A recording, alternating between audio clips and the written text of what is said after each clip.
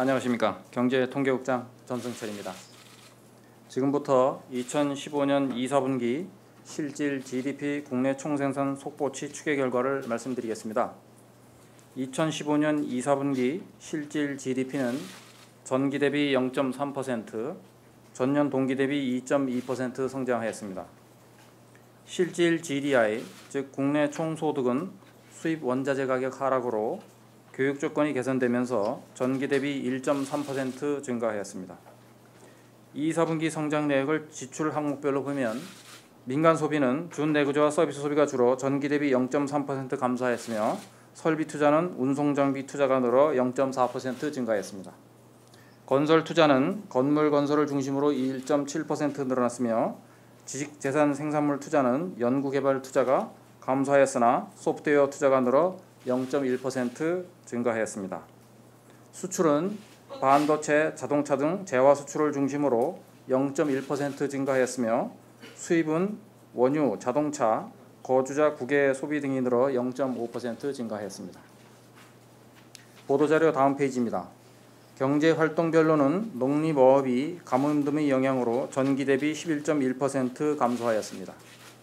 제조업은 휴대폰, 자동차 등을 중심으로 0.8% 성장하였고 건설업은 주거용 건물 건설이 늘어 0.4% 증가하였습니다. 서비스업은 금융보험업, 부동산 및 임대업이 증가하였으나 도소매 음식 숙박업, 보건 및 사회복지 서비스업 등이 감소하여 0.1% 성장에 그쳤습니다. 2, 4분기 경제성장의 주요 특징을 몇 가지 말씀드리겠습니다. 우선 메르스의 확산이 2, 4분기 성장률 둔화에 적지 않은 영향을 미친 것으로 추정됩니다. 생산 측면에서 보면 도소매 및 음식 숙박업, 보건 및 사회복지 서비스업, 운수 및 보관업 등이 메르스의 영향을 크게 받은 것으로 나타났습니다. 지출 측면에서는 소비 심리가 크게 위축되면서 민간 소비가 오락 및 문화, 운수, 음식 숙박 서비스를 중심으로 감소하였으며 외국인 관광객 급감으로 외국인의 국내 소비도 큰 폭으로 감소하였습니다.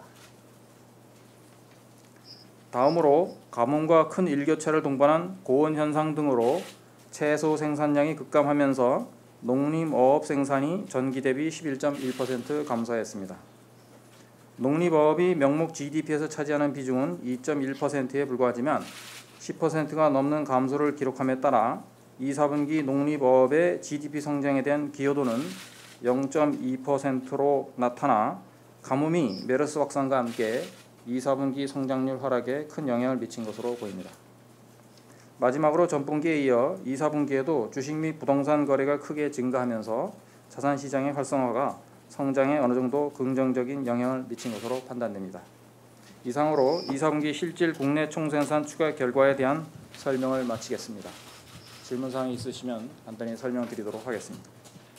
질문을 받겠습니다. 질문하실 분들은 마이크 앞으로 나오셔서 소속과 성명을 밝혀주시면 감사하겠습니다.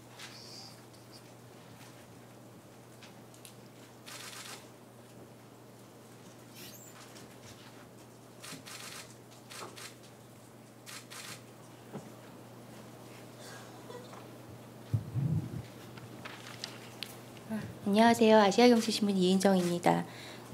2주 전 경제전망 전망치에서 2분기 전망을 0.4%로 보셨는데요. 지금 0.3%로 나왔는데 0.1%포인트 낮아진 이유가 좀 궁금하고요. 그리고 이 0.1%포인트가 낮아졌는데 연간 성장률 전망치에는 어떤 영향을 미칠지 좀 궁금합니다. 그리고 여기 정부 주도 성장, 정부 소비가 0.7% 늘었는데요. 만약에 정부 소비가 없었다면 2분기 실질 성장률이 마이너스로 떨어지게 되는 건지 그것도 좀 궁금합니다. 첫 번째 총재님께서 지난번에 그 성장률 전망을 할 때는 이제 2, 4분기를 제가 알기로는 0.4% 내로 이렇게 말씀하신 거로 기억을 합니다. 그 0.4% 내외 전망이 0.3%하고 그 격차가 이렇게 전망치이고 이거는 저희들이 사후적으로 이제 추계를 하는 거니까 그 격차가 그렇게 큰 수치는 아니라고 보고요. 저희들이 이 정도의 수치가 연간 성장률에 미치는 영향은 이렇게 분기 성장률 격차이기 때문에 이거보다는 훨씬 그 단순 계산해도 작게 됩니다. 그다음에 이 2, 4분기 성장률이 이렇게 낮게 나타난 것은 제가 조금 전에 설명드렸지만은 메르스하고 가뭄의 영향이 상당 부분 영향을 미친 것으로 그렇게 파악이 됩니다. 그리고 2, 4분기에 그 메르스와 그 가뭄의 영향은 3, 4분기 이후에는 이 메르스와 가뭄의 영향으로 위축됐던 소비와 생산이 일부 실현이 되면서 그 2, 4분기에 나타난 그 마이너스 영향이 조금 상쇄되는 그런 효과도 나타날 수 있을 것으로 이렇게 판단되고 있습니다. 그다음에 정부 소비가 0.1%포인트로 나타나는데 이것이 없었을 때는 마이너스까지는 아니고요. 정부 소비의 그 가중치가 그렇게 크지는 않습니다. 그래서 정부 소비가 이렇게 플러스가 아니더라도 2, 4분기 성장이 마이너스로 갈 정도까지는 아니라고 그렇게 생각합니다. 다음 질문을 받겠습니다. 네, MBC 정재윤 기자입니다. 아까 가뭄이 성장률 기여도가 마이너스 0.2% 정도 됐다고 하는데 메르스는 그러면 뭐 추정 얘기들은 있었던 것 같은데 대략 어느 정도 이번 성장률에 영향을 미쳤는지 궁금하고요. 그다음에 지금 1분기, 2분기 성장률이 다 저조해서 3분기, 4분기를 봐도 연간 지금 하는 전망치 2.8%도 지극히 낙관적인 거 아니냐? 뭐 외부에서 이런 지적들도 있던데 2.8이 나오려면 3분기, 4분기에 다 1%대 이상이 상당히 높게 나와야 그게 가능할 거로 보이는데 지금 뭐 3분기, 4분기는 몇 퍼센트 정도 나와야 성장률 전망을 맞출 수가 있고 지금 7월이 사실 거의 끝나가니까 뭐 7월 추세를 보면 과연 뭐 3분기는 어느 정도 회복이 될 수 있을 거라고 보시는지 이렇게 질문드리겠습니다. 일단 가뭄과 메르스의 영향을 저희들이 2, 4분기 GDP 추계하면서 시사는 해봅니다만 이게 사후적으로 그렇게 정확하게 영향을 산출할 수 있는 통계가 사실은 그렇게 많이 존재하지는 않습니다. 그래서 여러분들 앞에서 이렇게 말씀드릴 수 있을 만한 수치는 아니고요. 그다음에 저희들 입장에서 저희들은 이제 통계를 추계한 결과를 말씀드리는 입장이라서 올해 이것이 연간 성장률에 어떻게 영향을 미칠 것이냐, 또 하반기 성장률이 어떻게 될 것이냐까지는 제가 말씀드릴 입장이 아니라는 것을 좀 이해해 주시기 바랍니다.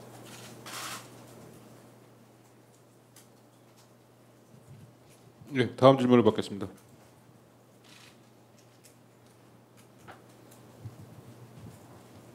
저 연합인포엑스의 오진우 기자인데요. 가뭄의 효과는 마이너스 0.2%포인트라고 말씀을 하셨고 이게 지난번에 예측할 때 0.1%포인트 정도 가뭄 영향을 말씀하셨던 거하고 좀 차이가 나는데 메르스도 비슷하게 추계가 된 게 있으면 뭐 정확한 수치가 아니라도 말씀을 해줄 수 있다고 생각이 들고요. 그 다음에 연간으로 2.8%가 되려면은 이게 산술적으로 하반기 얼마가 나와야 되는지는 계산이 돼 있을 것 같은데 그 정도 숫자는 좀 말씀해 주실 수 있지 않나 싶습니다. 먼저 저희들이 이제 0.2%포인트라고 한 것은 이제 농림업의 산출량 감소가 GDP에 이렇게 영향을 미쳤습니다 하고 말씀드린 거고요. 그게 다 이제 가뭄의 영향으로 볼 수 있느냐 여부는 저희들이 이제 판단하기 어려운 상황입니다. 그래서 꼭 가뭄의 영향이 0.2%라고 이렇게 꼭 집어서 말씀드릴 수는 없다는 걸 좀 제가 설명을 드리고 싶고 같은 취지에서 이제 메르스의 영향도 저희들이 얼마다라고 이렇게 숫자로 말씀드리기는 어려운 그런 상황인 것을 좀 양해해 주셨으면 좋겠습니다.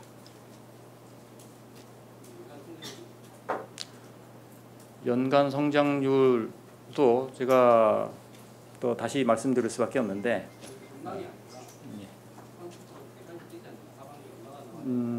왜냐면 저희들이 이게 꼭 단순 계산을 한다고 해서 그게 연간 성장률에 그대로 나타나는 것은 아니거든요. 그래서 뭐 2, 4분기가 0.1%포인트 전망치하고 달라져서 그게 단순 계산하면 연간에 얼마 정도 영향을 나타나는 것이냐 이렇게 이제 계산을 해볼 수 있지만은 제가 이 자리에서 그거를 말씀드리는 것 자체가 적절하지는 않다고 생각합니다. 왜냐하면 성장이라는 것은 이게 2, 4분기가 낮아지면 오히려 3, 4분기에 다시 기저 효과라든지 뭐 이런 거로 해서 다시 플러스 효과가 나타날 수도 있습니다. 조금 전에 제가 위축된 소비나 생산이 3, 4분기 이후에 다시 일부가 실현될 가능성도 있다고 말씀드렸기 때문에 그렇게 단순 계산한 결과를 제가 여기서 말씀드리는 것조차도 제가 좀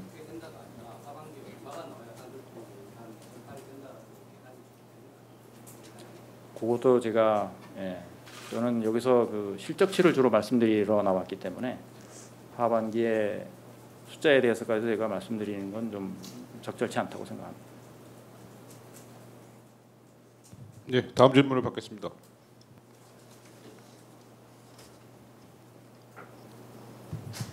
로이터 통신 김세미 기자입니다. 그 2분기 성장률이 메르스랑 가뭄 효과가 컸다고 뭐 지금 숫자도 잘 보여주고 있는데 이게 이제 끝났다고 뭐 둘 다 이제 끝났다고 저희가 볼 수 있는 건가요? 그 좀 설명해 주시면 감사하겠습니다. 저희들이 파악하고 있는 숫자로는 이제 메르스의 영향을 보면은 국내 거주자의 소비는 최근 메르스가 상당히 진정되면서 회복되는 모습을 보이고 있습니다. 그렇지만 그 외국인 관광객은 여러분도 잘 아시겠지만 해외 여행할 때 이제 몇 달 전부터 계획을 하고 예약을 하는 그런 경향이 있기 때문에 외국인의 관광객은 아직 좀 더 완전히 예전 수준을 회복하려면은 시간이 좀 더 걸릴 것으로 보고 있고요. 가뭄의 경우에도 최근에 이제 강우가 좀 늘어나면서 고비는 넘긴 것으로 이렇게 산출량 통계를 보거나 하면은 확인이 되고 있습니다만은 일부 농산물 가격이 상당 부분 아직도 그 작년 가격을 상회하는 수준에 유지하고 있습니다. 그래서 이런 수치를 보면은 아직도 가뭄의 영향은 조금 남아 있다고 이렇게 판단할 수 있을 것 같습니다.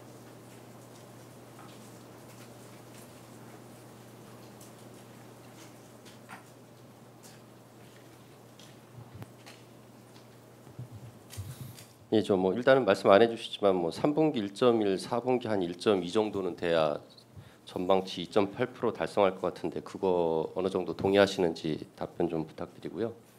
두 번째는 뭐 순수출이 지금 기여도를 보면 전기비로 작년 3분기부터 마이너스 0.6부터 해가지고 계속 4분기 1년째 마이너스예요.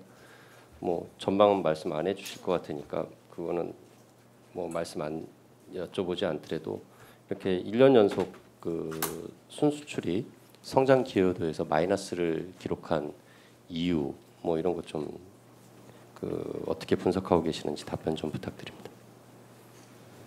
먼저 좀 제가 말씀드릴 수 있는 순수출 쪽을 먼저 말씀드리면은 말씀하신 대로 순수출의 성장 기여도가 최근 들어서 계속 마이너스를 나타내고 있습니다.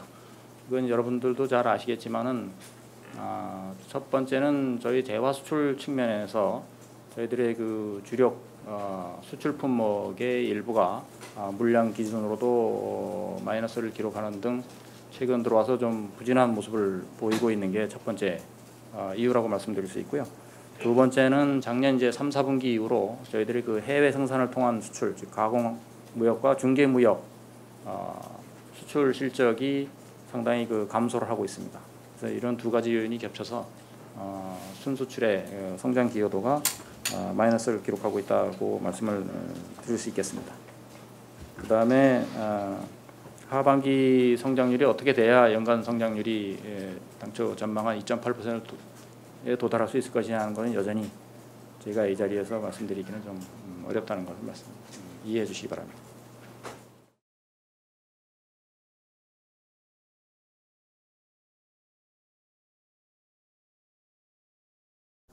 그러면은 하반기 성장률 전망치를 수정하시는 의미는 아니라고 받아들여도 돼요?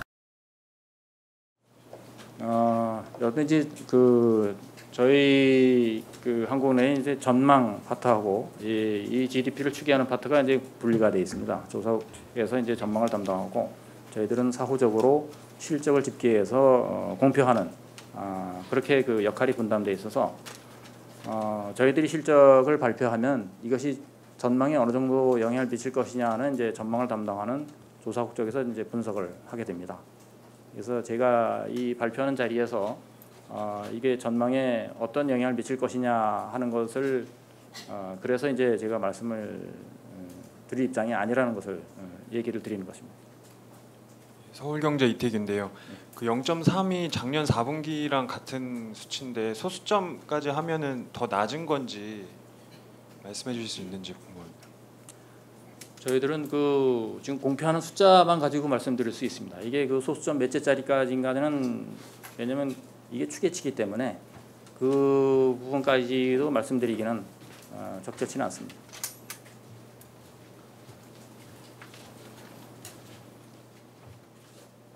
추가 질문 있으십니까? 질문이 없으면 이것으로서 기자 설명회를 마치도록 하겠습니다. 네, 감사합니다.